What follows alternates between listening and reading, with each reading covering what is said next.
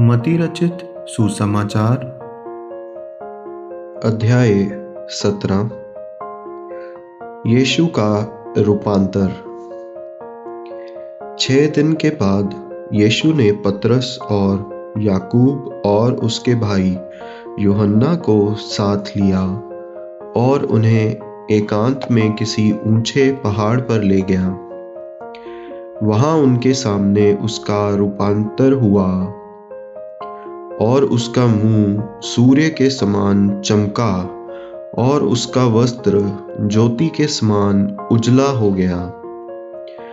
और मूसा और एलिया उसके साथ बातें करते हुए उन्हें दिखाई दिए। इस पर पतरस ने यीशु से कहा, हे प्रभु, हमारा यहाँ रहना अच्छा है। यदि तेरी इच्छा हो तो मैं यहाँ 3 मंडप बनाऊं, एक तेरे लिए, एक मूसा के लिए और एक एलिया के लिए।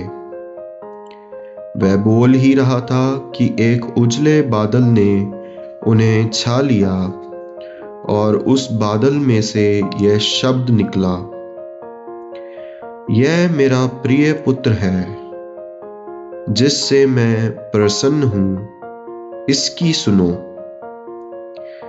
चेले यह सुनकर मुंह के बल गिर गए और अत्यंत डर गए।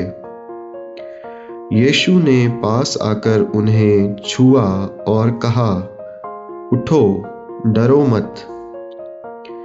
तब उन्होंने अपनी आंखें उठाई और यीशु को छोड़ और किसी को ना देखा। जब वे पहाड़ से उतर रहे थे तब यीशु ने उन्हें यह आज्ञा दी, जब तक मनुष्य का पुत्र मरे हुओं में से ना जी उठे, तब तक जो कुछ तुमने देखा है किसी से ना कहना। इस पर उसके चेलों ने उससे पूछा, फिर शास्त्री क्यों कहते हैं कि एलिया का पहले आना आवश्यक है? उसने उत्तर दिया, एलिया अवश्य आएगा और सब कुछ सुधारेगा। परंतु मैं तुमसे कहता हूं कि एलिया आ चुका है और लोगों ने उसे नहीं पहचाना, परंतु जैसा चाहा वैसा ही उसके साथ किया। इसी रीति से मनुष्य का पुत्र भी उनके हाथ से दुख उठाएगा।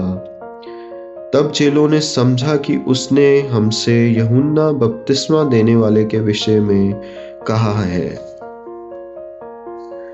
दुष्टात्मा ग्रस्त बालक को चंगा करना।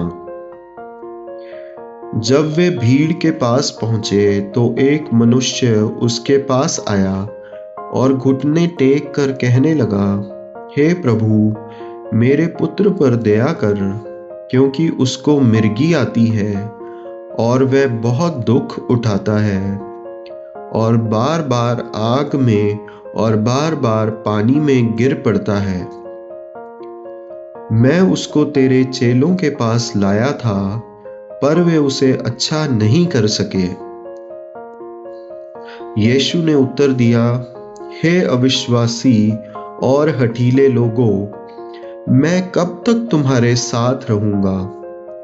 कब तक तुम्हारी सहूंगा? उसे यहां मेरे पास लाओ।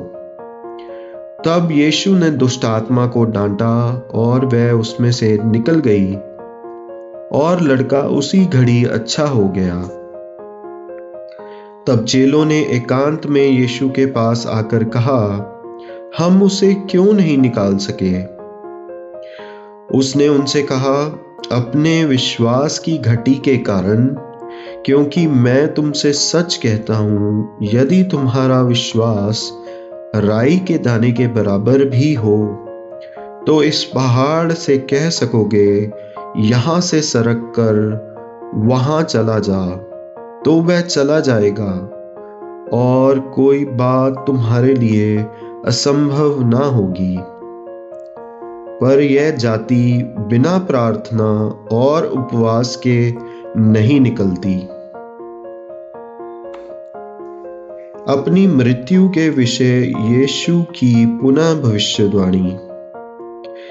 जब वे गलील में थे तो यीशु ने उनसे कहा, मनुष्य का पुत्र मनुष्यों के हाथ में पकड़वाया जाएगा, वे उसे मार डालेंगे और वह तीसरे दिन जी उठेगा। इस पर वे बहुत उदास हुए। मंदिर का कर। जब वे कफरनहूम पहुंचे तो मंदिर का कर लेने वालों ने पतरस के पास आकर पूछा, क्या तुम्हारा गुरु मंदिर का कर नहीं देता? उसने कहा, हाँ, देता है।